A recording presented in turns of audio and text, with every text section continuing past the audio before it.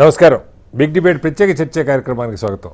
హైదరాబాద్ లాంటి మహానగరంలో రోజు లక్షల మంది వర్క్ ఫ్రమ్ హోమ్ చేస్తూ ఉంటారు. ఇంటి దగ్గర కూర్చొని కావాల్సిన ఫుడ్, రుచికరమైన ఫుడ్ వివిధ రకాల యాప్ల్లో ఆర్డర్ చేసుకునే ఫెసిలిటీ పెరిగింది. స్విగ్గీ, జొమాటో, ఊబర్ ఈట్ పేరుతో ఏది కావాలన్నా నిమిషాల్లో మన కళ్ళ ముందుకి, మన ఇంటికి వచ్చేస్తున్న పరిస్థితి. అయితే మనం ఆర్డర్ చేస్తున్న ఫుడ్ అవుట్లెట్లు నిజంగా భద్రంగా ఉన్నాయా? వాటికి హైజీనిటీ మెయింటైన్ చేస్తున్నారా? లేదంటే వాటికి అసలు ట్రేడ్ లైసెన్స్ ఉందా?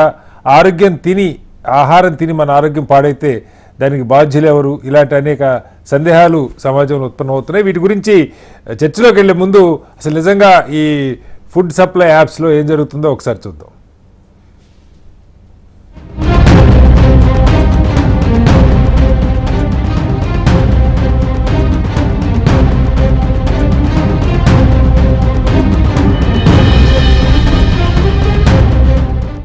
ఆహారం ఇప్పుడు అందంగా కనిపిస్తోంది, కలర్ఫుల్ రంగుల్లో కనిపిస్తూ కనువిందు చేస్తోంది, ఇక ఘుమఘుమలాడుతూ టెంప్ట్ చేస్తోంది. ఇదంతా నాణానికి ఒకవైపే. మరోవైపు అన్ని ఆహార పదార్థాలు కల్తీ అయిపోయాయి. కంటికి కనిపించిందంతా నిజం కాదు. ఇప్పుడు ఆహార భద్రత ప్రశ్నార్థకంగా మారుతోంది. మరోవైపు ప్రజల్లో ఆహార పదార్థాలపై ఆసక్తి ఎక్కువైంది. అంతా ఆన్లైన్లో ఆర్డర్లు ఇస్తూ ఆఫీసుల్లో, ఇళ్లలో ఫుడ్ లాగించేస్తున్నారు. ఆహార భద్రతను పెంపొందించడానికి హైదరాబాద్లోని Cyberabad municipal corporation CMC, Swiggy, జొమాటోలకు కీలక ఆదేశాలు జారీ చేసింది. కేవలం FSSAI, సిఎంసి లైసెన్స్ ఉన్న రెస్టారెంట్ల నుంచి మాత్రమే ఫుడ్ డెలివరీ చేయాలని, లైసెన్స్ లేని వాటిని వెంటనే తొలగించాలని స్పష్టం చేసింది. పేరు ఊరు లేని క్లౌడ్ కిచెన్లతో ప్రజారోగ్యానికి ముప్పు వాటిల్లే అవకాశం ఉన్నందున లైసెన్స్ లేని అవుట్లెట్లను ప్లాట్ఫామ్ నుంచి తొలగించాలని స్థానిక అధికారులు అల్టిమేటం జారీ చేశారు. ఆన్లైన్ ఫుడ్ డెలివరీ సంస్థల నుంచి మనం ఫుడ్ ఆర్డర్ చేస్తే ఖచ్చితంగా మనకు హోటల్ ఆప్షన్ వస్తుంది. అయితే ఆ సంస్థలు పేరు ఊరు లేని క్లౌడ్ కిచెన్లతో పాటు కనీస లైసెన్సులు కూడా లేని రెస్టారెంట్లను ఆన్లైన్లో చూపిస్తున్నారు. ప్రజలకు ఈ విషయాలేవీ తెలియక ఆ రెస్టారెంట్స్ ని పిక్ చేస్తున్నారు. మార్జిన్ మనీ భారీగా తీసుకుంటూ కస్టమర్లకు చుక్కలు చూపిస్తున్నారు ఆన్లైన్ ఫుడ్ డెలివరీ సంస్థలు.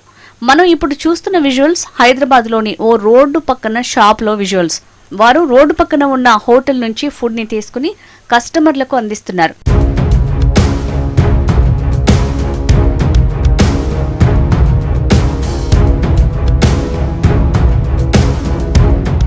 హైదరాబాద్లోని ఓ చిన్న షాప్లో తక్కువ ఖరీదుకు లభించే చోట కూడా ఆన్లైన్ ఫుడ్ డెలివరీ సంస్థలు ఆహారాన్ని సేకరిస్తున్నాయి. విజువల్స్ మీరు గమనించొచ్చు. ఇలాంటి ఘటనలు తరచూ జరుగుతున్నాయి. ఈ సమస్య ఒక్క హైదరాబాద్కి కాదు, తెలుగు రాష్ట్రాల్లో మొత్తం ఇదే పరిస్థితి ఉంది. లైసెన్స్ లేకుండా, ఫుడ్ లైసెన్స్ లేకుండా, GST లేకుండా ఎవరెవరో రోడ్డు మీద పెట్టుకున్న వాళ్ళు కూడాను ఈ GST, ఈ స్విగ్గీ, జొమాటోలోని ఆర్డర్లని పికప్ చేసేసి కస్టమర్లకు ఇవ్వడం వల్ల కస్టమర్లు నాణ్యత లేని ఫుడ్ తినవలసి వస్తుంది. దానివల్ల వాళ్ళ ఆరోగ్యాలు పాడవుతున్నాయి. దీని మీద వాళ్ళు తీసుకున్న నిర్ణయాన్ని అయితే మాత్రం విజయనగరం హోటల్ అసోసియేషన్ అధ్యక్షుడిగా నేను హర్షిస్తున్నాను.